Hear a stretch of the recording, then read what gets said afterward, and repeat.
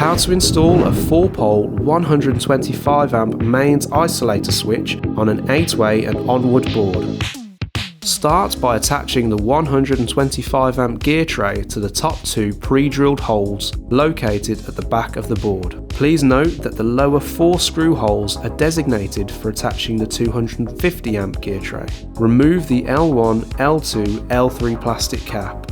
Fix the copper buzz bar kit to the phases. The copper buzz bars have L1, L2, L3 indicators to help showcase which way to install the buzz bars. Tighten with a Torx screwdriver. Reattach the L1, L2, L3 plastic cap. Remove the pre-installed screw and locate the copper neutral bar into the terminal where there is a slot on the underside of the blue plastic.